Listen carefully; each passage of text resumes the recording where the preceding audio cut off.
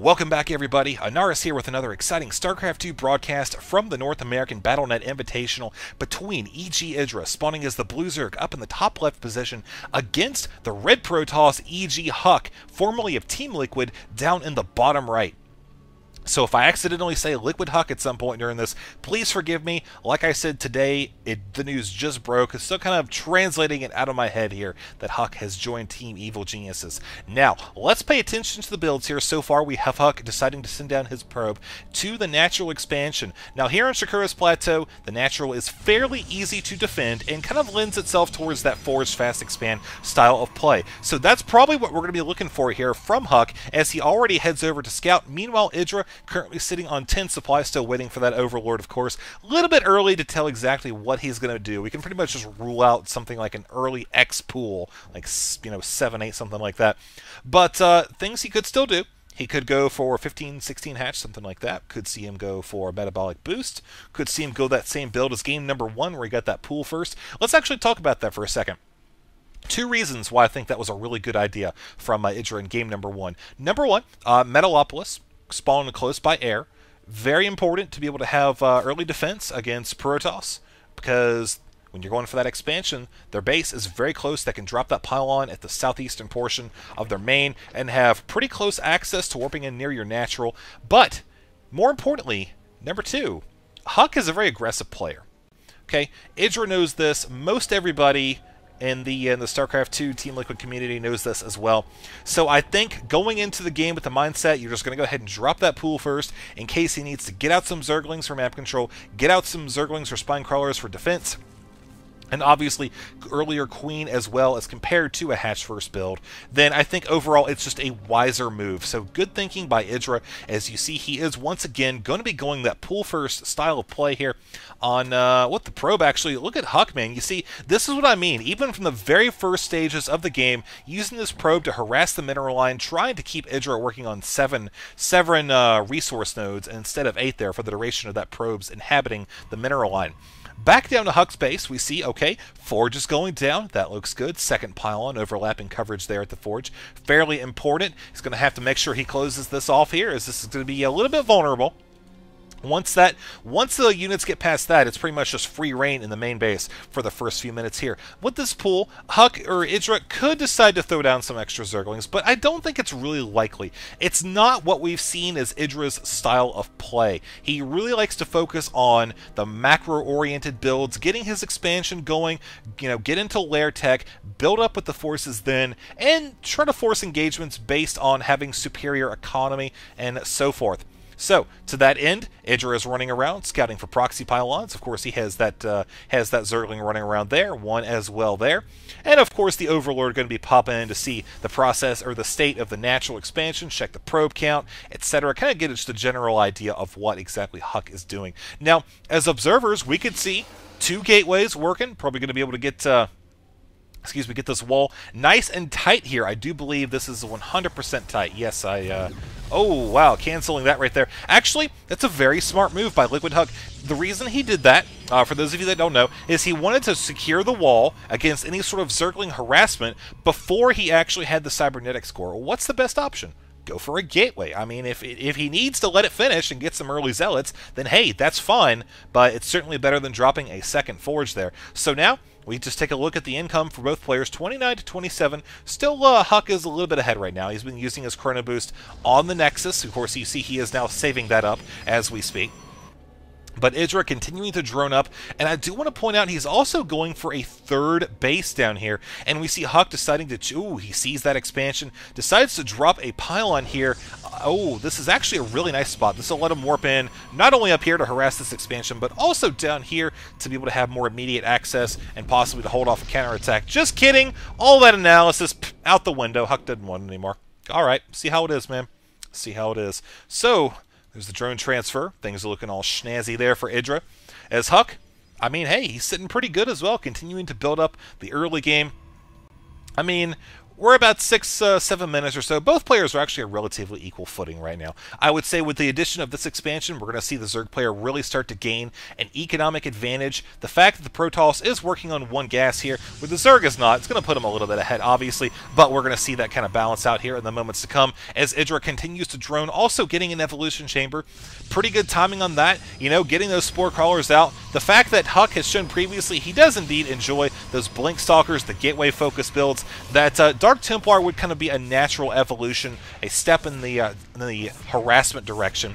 So I think that having that be a very good thing indeed. More so, if HuK decides to do any air harassment, having some spore crawlers out, never a bad thing. Never a bad thing at all. So we do see a couple of Zerglings actually coming out for EG.IdrA now. We look at the income 40 to 49, so that gap is indeed going to continue to grow. We see also EG.IdrA does have a macro hatchery as well. Still sitting on Tier 1, I believe. Yeah, just Tier 1 right now. No real reason to go into Tier 2 just yet. He is, of course, working on his third geyser there, working with only 2 drones. You see, that's one of the things about the top tier players. They can really refine their builds to only require, say, 2 drones or an extractor, or 1 SCV and a refinery. Something like that. That's how impressive these guys are with their style of play. So for now, HuK is going to be moving out here, canceling, it looks like, oh man, unpowered gateway, never a good thing there, but canceling his... canceling his second gateway and moving up, possibly taking this expansion as well here. I think this is actually a really smart move by HuK, looking to keep some pressure, deny map control, scouting information to EG.IdrA. Of course, we had those Zerglings running around here, basically looking to go see, okay, is there a third, and maybe pop into the natural if he has time, but of course with those Stalkers in pursuit, really going to deny that. So those Zerglings, their days are numbered. We'll not pay attention to them just for now. I do want to point out there's a bunch of Zerglings running over here for EG.IdrA as he looks like he's going to be trying to stop this expansion from going down. Now that he has scouted it, but he is going to get blocked off, losing 2 Zerglings already, managing to kill a probe though. So at least he's going to be breaking even in terms, or from an economy standpoint. So that's fine. That's good. Let's see. Continuing on, Overlord speed, road speed, infestation pit. Going to be getting some fungal growth, which I think would be fantastic combination with the Zerglings that we've seen so far here. He's going to have to watch out for the sentries. The force fields can still put a serious dent in the plan, but if he decides to get a bunch of roaches as well, can easily just burrow into those force fields. It's all the same. So we'll see how it turns out later on. Robotics facility on the way. Let's actually spot and see what has EG.IdrA seen what has HuK seen. Not really a whole lot. We do have a little bit of Zergling, a little bit of an engagement there with the Zergling getting taken out by the force running around for HuK. But we do see, again, more Zerglings possibly looking to do the run by... and blocked off. Nice placement of those Stalkers by HuK as the Zerglings are going to get taken out. All but one. Wow, that was actually really close there. Thought he was going to get that last one, too. But... yeah, overall, looking at units lost so far, we haven't really had a big engagement. Both players have been macroing very heavily. Of course, their economies, they show it. Both are hovering at around 2,000 minerals per minute. HuK, obviously a little bit under, EG.IdrA over. But obviously EG.IdrA has a bunch of gas coming in as well here. Is he going to be able to throw off some force fields and sandwich these roaches? I don't know. You see that EG.IdrA is pulling back on the creep just a little bit. He wants to be able to have that advantage during the fight. But he's got plenty of roaches here as well, so I think overall he is going to be in a superior defendable position. HuK realizes that, he doesn't have Blink. He is working on Armor 1. He's got the Immortals on the way, so that'll be a great addition to the army. Oh, so close. But the pathogen glands, that's pretty much going to be the telltale sign that we're going to see some infestors coming, which, of course, we do see 2 in the production tab right now. Let's just look at the units tab real quick. 70 to 75 on the workers. Okay, so 3 zealots, 18 stalkers, 4 sentries. I would say, actually, these armies, should they engage, it really is going to come down to the positioning of the terrain, the force fields, because these roaches can really do a number. These stalkers do not have the blink upgrade just yet either. Not even started. 3 cannons on the way, though. And this expansion, actually, will be not that difficult to defend.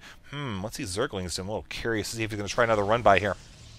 But if the Protoss player seals off this right here, then really he's only going to have to defend this spot. You see HuK is doing a good job keeping his forces close to the natural. So once he has Blink, which you can see finally is on the way, he'll be able to just be 1 blink away from blocking off the ramp, or 1 blink away from heading right over here, which you can see the Roach is actually choosing to engage. But doesn't want to commit too much to it because he knows there's a pretty decent-sized force running around, so he just took off the shields. But look at this, he used it as a distraction, a diversionary tactic to allow the Zerglings to come into the main where they could do some serious damage to presumably the mineral line here. We do have HuK warping in one Zealot that should be able to absorb a lot of the damage. EG.IdrA putting the Zerglings on the hold command to try to take out any probes within proximity of the Zerglings. However, the quick runaway from HuK is going to allow those probes to largely live.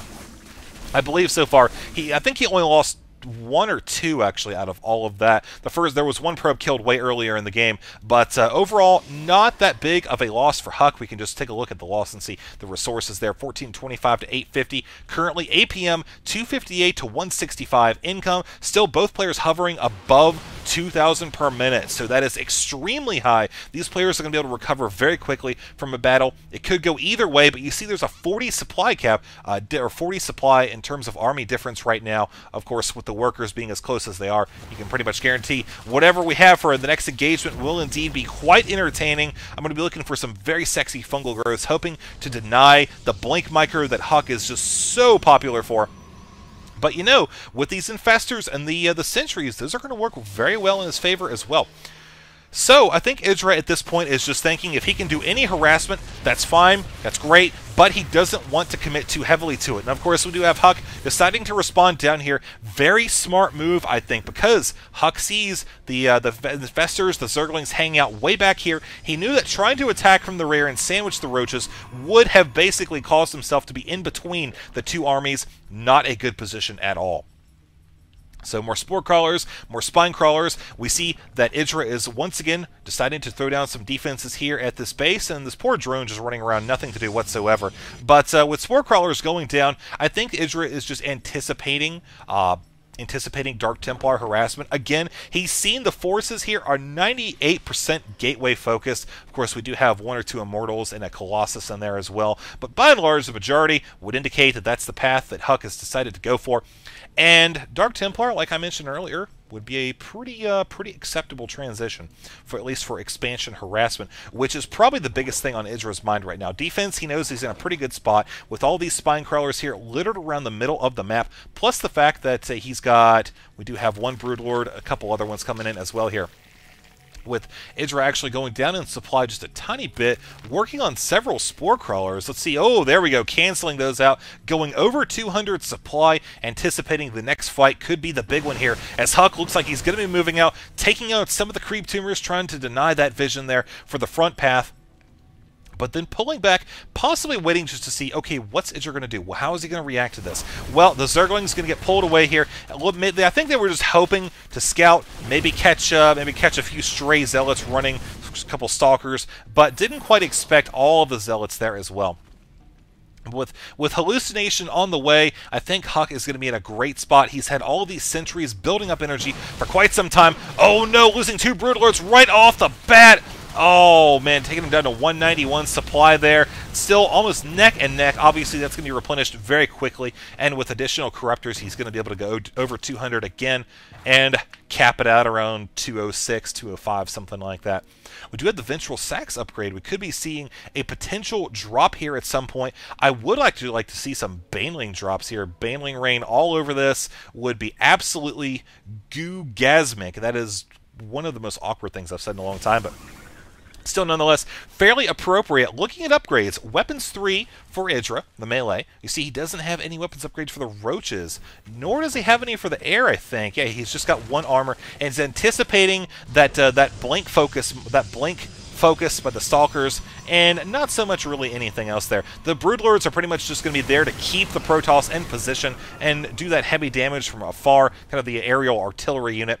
But, oh, nice. Knocking out those 2 changelings there. HuK knows what's going on, man. He knows the deal, and he knows one of those Zealots is not like the others.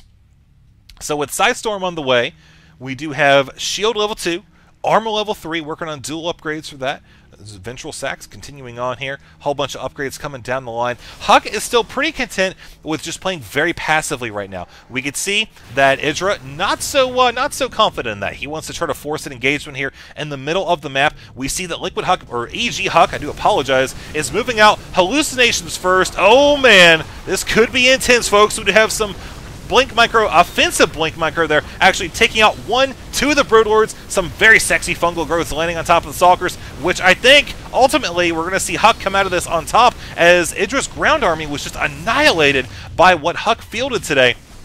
So fighting away from these spine crawlers could not help him out there. And 154 to 138, you see 2 Colossi still indeed very alive. I think they were instrumental in taking out the few broodlings that were actually keeping the ground forces busy, those melee units. But for now, I would say that HuK, I believe, has this in the bag. There are a lot of Zerglings on the way, though. But again, with the Colossi running around here in midfield, that HuK is going to be in a great spot. There's the GG from EG.IdrA, concluding this best-of-3 series, taking the game. What a fight, man. So HuK is going to be coming out here 2-0, advancing to the next round. I actually have several games from that Battle.net North American Invitational. Be casting those in the coming days. I'm not going to give any spoilers, but let's just say some top-name players for those of you who have not watched it. You should definitely tune in and check it out. All right, guys, if you liked the video, please subscribe. It helps me out a ton. I know everybody says that, but it's true. It really does help me out. If you're that guy who just hasn't subscribed but just checks my channel all the time, please just do me a favor, make an account, and click that little subscribe button. All right, guys, until next time, have fun, stay safe, eat your Wheaties, and I'm going to quit while I'm ahead.